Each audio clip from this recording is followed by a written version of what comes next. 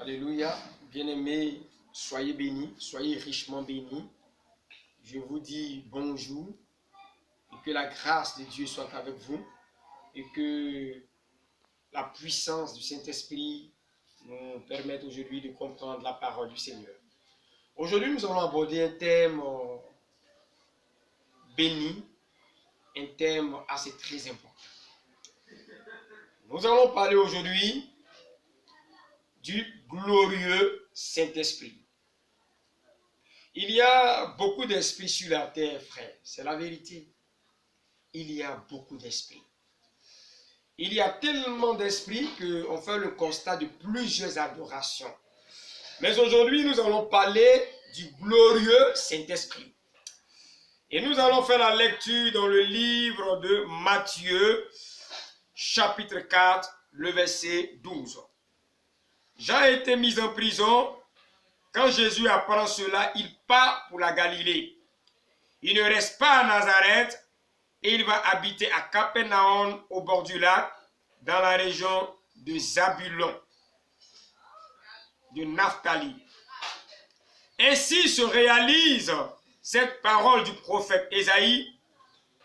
Pays de Zabulon et de Naphtali, près de la mer, de l'autre côté du Jourdain, Galilée, pays de ceux qui ne sont pas juifs, le peuple qui habite dans la nuit a vu une grande lumière.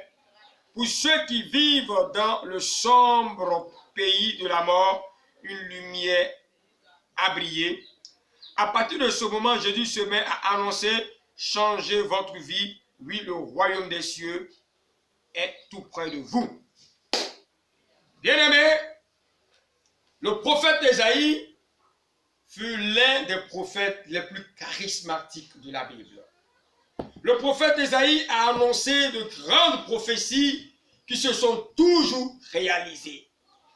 Et quelques prophètes de la Bible ont toujours aussi été source de miracles, source de paroles réalisées. Bien-aimés, Ésaïe a annoncé cette parole, cela fait des siècles et des siècles.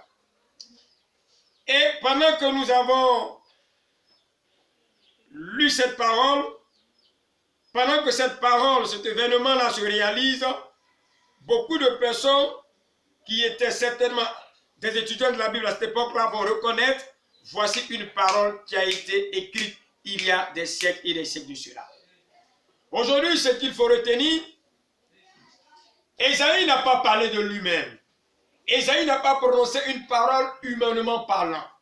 Mais Ésaïe a parlé animé de par l'Esprit de Dieu. Ésaïe a parlé animé de la puissance de Dieu. Ésaïe a parlé animé de la grâce de Dieu. Et ces paroles-là vont se réaliser. Bibliquement parlant, de nombreux prophètes ont annoncé des choses qui sont arrivées. Parce que ces prophètes ont été animés de l'Esprit de Dieu. Notre Dieu est un Dieu qui dit des choses qui arrivent. Le Saint-Esprit est un esprit puissant. Le Saint-Esprit est un esprit glorieux. Et nous pouvons le voir avec Jésus-Christ. Toute l'histoire de Jésus-Christ fut une histoire très prophétique. Parce qu'avant sa naissance, il fut annoncé. Il fut aussi annoncé qu'un événement étonnant, remarquable, un événement extraordinaire allait se produire dans la suite des temps. De nombreux prophètes ont déclaré qu'une vierge va tomber enceinte. Et les prophètes ont écrit cela. D'autres prophètes l'ont écrite, cette histoire. D'autres se sont fait aider par des scribes. Donc, toutes ces prophéties sont restées dans la mémoire de l'histoire. Et comme vous le savez avec moi, Jésus naît d'une vierge. Sa naissance fut miraculeuse. Voici encore une parole prophétique qui s'est réalisée, toujours annoncée par l'Esprit de l'Éternel. Jésus naît et Christ lui-même va être un témoignage authentique. Un témoignage historique, un témoignage marquant. Il va lui-même incarner la puissance de Dieu. Tout le ministère de Christ va être marqué par des actions de miracles. Des miracles de guérison authentique. Des démons, des personnes qui étaient des possédés démoniaques vont être délivrés. Parce que Christ, sous le mandat de la puissance de Dieu, va chasser des démons les plus terribles. On a le fou de Gadara. On a cette histoire intéressante de la Bible qui nous dit que Jésus-Christ était en train d'enseigner une foule de personnes et une femme qui avait beaucoup souffert et qui n'avait pas seulement souffert, mais qui avait dépensé tous ses biens chez les différents médecins qui pouvaient exister à son époque. Cette femme-là était à la recherche d'une guérison certaine. Elle va apprendre qu'il y a quelqu'un de la personne de Jésus, du nom de Jésus, qui était un être pieux, qui était un être que l'on pouvait mettre toute sa confiance en lui. Et cette femme vient vers cette foule de personnes, mais ce jour-là, elle ne pouvait pas croiser le Seigneur. Parce que vous savez que le Seigneur était une personne qui traînait des foules et des foules. Il pouvait traîner 10 000 à 20 000 personnes par jour. Et le nombre de personnes augmentait à cause de la puissance glorieuse de l'esprit qui l'animait. Bien-aimé, cette femme s'est dit en elle-même, si je peux toucher la pente de sa robe, je serai guéri. Cette femme va entrer dans un état de foi incroyable, un état de foi extraordinaire. Elle s'est dit en elle-même, je n'ai pas besoin d'être en face de lui, je n'ai pas besoin qu'il me pose les mains, mais je sais qu'il est le Fils de Dieu, je sais qu'il est le Roi des rois, j'ai confiance en l'Esprit qui m'anime, je sais qu'il est investi de la puissance de l'Esprit de l'Éternel. Et cette femme va se dire intérieurement, si je touche la pente de sa robe, je serai guéri. Et elle va toucher la pente de sa robe par la foi. Et pendant qu'elle va toucher la pente de sa robe, une action spirituelle va se passer en Christ. Il va sentir quelque chose se passer en lui spirituellement. Et il va dire, mais qui m'a touché? Quelqu'un vient de me toucher. Et les disciples autour de Jésus vont déclarer, mais Seigneur, nous sommes si nombreux, mais qui t'a touché? Christ va dire, non, quelqu'un m'a touché. Et cette femme toute tremblante va dire, c'est moi qui t'ai touché, mon Seigneur. Et Jésus va admirer cette femme-là. Nous devons aujourd'hui, de nos jours, en tant que chrétiens, comprendre la nécessité de mettre notre foi dans le Saint-Esprit. Il ne faudrait pas que nous doutons de l'Esprit qui s'est manifesté en Jésus, de sa vie physique sur terre jusqu'à sa résurrection. Christ avait tellement confiance en la puissance de l'Esprit de l'Éternel qu'il va dire un jour à Pierre, Simon, c'est vrai que je suis avec vous, c'est vrai que par l'Esprit de l'Éternel je fais de grands miracles, c'est vrai que par l'Esprit de l'Éternel, j'ai transformé du pain, j'ai transformé des poissons, j'ai même changé l'eau en vin, mais il est avantageux que je m'en aille. Parce que moi, j'ai expérimenté, par la grâce de mon Dieu, la puissance de ce Dieu.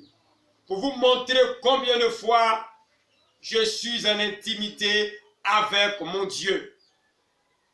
Mais il est avantageux que je parte, afin que vous aussi, vous puissiez expérimenter tout ce que le Nouveau Testament et tout ce que l'Ancien Testament et tout ce que je désire produire, vous puissiez l'expérimenter. L'objectif de Christ était que les apôtres entrent dans une grande expérience, parce que les prophètes, les juges de l'Ancien Testament ont expérimenté la puissance de l'Esprit de l'Éternel.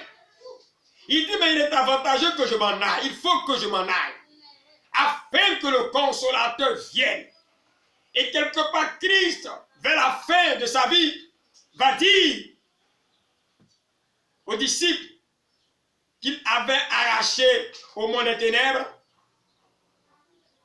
Il va leur dire, ne vous éloignez pas de Jérusalem. Parce que vous recevrez une puissance. Quelle était la vision de Jésus? Que les apôtres expérimentent la vie avec l'Esprit. Et que de par les apôtres, l'Église, de siècle en siècle, expérimente la vie avec l'Esprit. Être chrétien sans vivre la vie avec l'Esprit, sans que l'Esprit habite en nous, serait vivre une vie chrétienne à 20%. Or, la volonté de notre Seigneur est que nous vivons la plénitude de la vie chrétienne. Bien-aimé, le Saint-Esprit est puissant. Bien-aimé, le Saint-Esprit est glorieux. Avec Christ, il a fait des authentiques miracles. Avec Christ, on a vu des choses glorieuses. Mais Jésus dit que nous allons faire des choses les plus étonnantes que lui n'a pas pu faire. Et que l'Esprit avec nous va faire des choses des plus glorieuses que peut-être n'a pas pu faire dans son corps physique. Bien-aimé, je suis venu t'inviter à croire au Saint-Esprit, à aimer le Saint-Esprit, à valoriser le Saint-Esprit. De nombreuses personnes aujourd'hui tassent le Saint-Esprit de vieux, de retraités. De nombreuses personnes ne veulent pas que l'Esprit de Dieu s'exprime dans certaines assemblées. De nombreuses personnes mettent du doute dans la manifestation de l'Esprit. Je suis venu te dire que le Saint-Esprit est vivant. Cela est vrai qu'il existe des esprits, comme je l'ai dit tout à l'heure en commençant. Mais bien aimé, je crois que si tu es enfant de Dieu, je crois que si tu acceptes Jésus, il n'y a pas un autre esprit qui va mouver en toi. Il n'y a pas un autre esprit qui peut dominer l'assemblée des enfants de Dieu. Il est temps que nous prenions conscience. La réalité de la puissance, la réalité de la continuité des œuvres de Jésus doit être connue. Jésus-Christ est le même hier, aujourd'hui, éternellement. Et son esprit est glorieux et il veut continuer de travailler. J'aimerais t'inviter à le rechercher. J'aimerais t'inviter à l'aimer. J'aimerais t'inviter à le croire. Si tu n'es pas encore chrétien, je viens t'annoncer qu'il y a un esprit glorieux, il y a un esprit puissant, il y a un esprit magnifique quelque part. Il y a un esprit qui est suité, qui travaille pour le salut des êtres humains. Si tu ne l'as pas connu, que tu doutes de lui, il est le plus magnifique esprit. Il est le plus magnifique esprit. Il est temps que l'Église que nous sommes valorisons la puissance d'esprit. Jésus a dit aux disciples, ne vous éloignez pas de Jérusalem. Il est temps que nous ne nous éloignions pas de Jérusalem. Et ici, Jérusalem, c'est la parole. Parce que Jérusalem, c'est la présence de la parole. Ne nous éloignons pas de la parole qui est notre Jérusalem. Si nous ne nous éloignons pas de la parole qui est notre Jérusalem, nous verrons des choses étonnantes. Tu m'écoutes. Certainement que tu veux expérimenter le baptême dans le Saint-Esprit. Tu peux l'expérimenter. Ne t'éloigne pas de Jérusalem. Ne t'éloigne pas de Jérusalem. Certainement que tu es là. Tu as 10 ans de chrétienté. Tu veux expérimenter des capacités spirituelles en Jésus. On t'a parlé de cela, tu l'as lu dans la Bible. L'on t'a prêché cela en longueur d'année. Et toi aussi, tu veux aller d'exploit en exploit. Tu veux entrer dans une autre dimension de la puissance de Dieu. Ne t'éloigne pas de Jérusalem. Nous avons connu un très grand prophète que je respecte et que j'aime. Nous avons connu le prophète Kakou Sévérin. Nous avons connu l'évangéliste, le révérend archibishop Kassidazito, qui vient de nous quitter. Et on peut appeler ces hommes-là les héros de la foi. Parce que par la foi dans le Saint-Esprit, ils ont fait des choses remarquables au sein de cette nation de la Côte d'Ivoire. Je suis venu te dire qu'il faut croire. Au Nigeria à l'époque, on a ce grand homme de Dieu. Cet homme de Dieu puissant, cet homme de Dieu glorieux, qui a défié les sorciers d'Afrique et du monde, qui voulaient tenir une réunion dans sa nation. Même ça. Bien-aimé, cet homme de Dieu, par la puissance du Saint-Esprit, va faire reculer ces sorciers et annuler le programme de sorcellerie. Bien-aimé, le Saint-Esprit est glorieux, il est puissant, il est faiseur de miracles, il est faiseur de gloire. Je suis venu te dire que si tu mets toute ta foi dans l'Esprit, tu peux expérimenter des choses extraordinaires. Mais ne te loigne pas de Jérusalem. L'erreur de beaucoup d'enfants de Dieu, l'erreur de beaucoup de personnes qui suivent le Christ, c'est que de jour en jour, de siècle en siècle, ils perdent la foi. Je suis venu te dire que l'évangile que tu as entendu premièrement, que Jésus-Christ est la solution, Jésus-Christ est la vie, il est le chemin, la vérité et la vie, est réel. Crois en cet évangile-là. Ne te loigne pas de Jérusalem. Ne te loigne pas de l'essentiel qui est la parole. Si nous ne nous éloignons pas de l'essentiel qui est la parole, nous pourrons expérimenter ce qu'on appelle l'onction. Et l'onction est là. L'onction veut se mouver en vous. Des capacités spirituelles sont là. Les dons de l'esprit sont là. Les fruits de l'esprit sont là. Mais il faut le désirer. Il faut le vouloir. Bien-aimé, ne te loigne pas de Jérusalem et que Dieu te bénisse.